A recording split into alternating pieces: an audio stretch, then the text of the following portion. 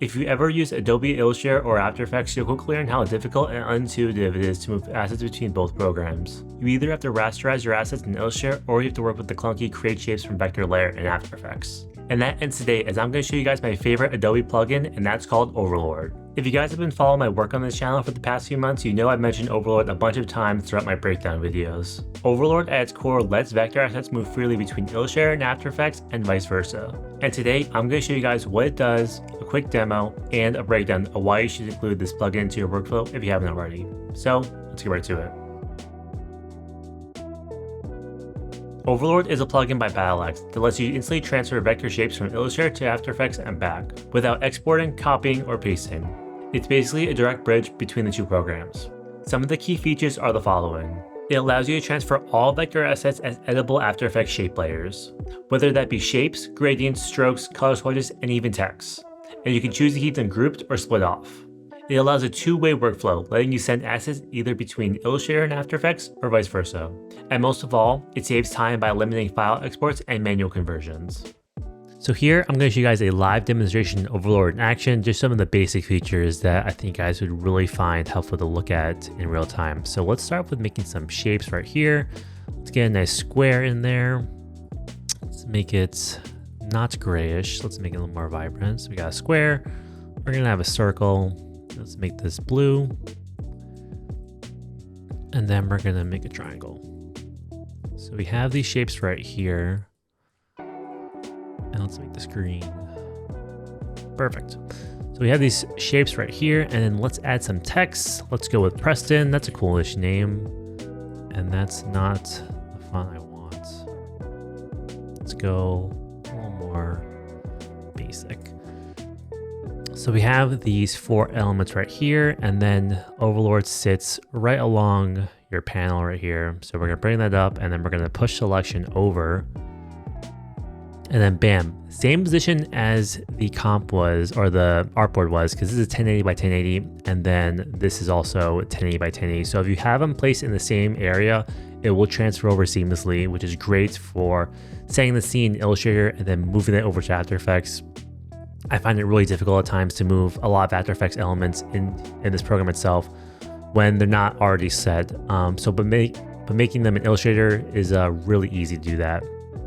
So now that all these elements are here, they are in their vectorized forms, their shapes, and then also this text also has the same characteristics as it does in Illustrator, as you see with the text size, the leading, and the kerning, all those kind of things will transfer over pretty easily, which makes it great because I know at times it can get a little funky trying to move things between both programs, but having it consistent is always nice for your workflow. Now let's get rid of all of these objects right here, and let's show off some of the maybe not as more well known, but more finer things in this program. So we do have a couple things I want to show. The first being a gradient. So let's get a rectangle back in here, and we're gonna put on this gradient. Doesn't look the prettiest, but it'll do. So we have that. And then also I'm going to bring over a image. Now this can be a Photoshop image right here of Ronald Acuna. And we are also going to have a clipping mask. So let's get a couple squares and rectangles in. And then we're just gonna pop them over each other. And then we're gonna make a clipping mask. So we do have these elements right here. We got the image, we got the clipping mask, and then we do have a gradient. Now let's move all this together just to show you guys how useful Overlord 2 is. Because in the past, I know for images, it would not send over them as easily as it does right here because it's already done. Because in the past, Overlord 2 or Overlord 1 did struggle with images. It didn't even do it at all. But here, it placed it very nicely, as you can see. Links to Photoshop file. And yeah, it's one of those things where I've always questioned why I couldn't send over images. But now that it does, I don't think I could go back to not having this. We do also have the gradient. Nice and easy right there. I don't know if the first one did gradients. I feel like it didn't because I don't remember using it that much. But I'm not sure on that feature. And then clipping masks, I know the first one did struggle at times with having clipping masks involved. I would have to unlink them and manually I remember I would have to export them as images, which defeated the whole purpose, but clipping masks in Overlord 2 work really well, and I'm happy that these quality of life features really show off some of the growth in this program, because it's about a couple years old at this point.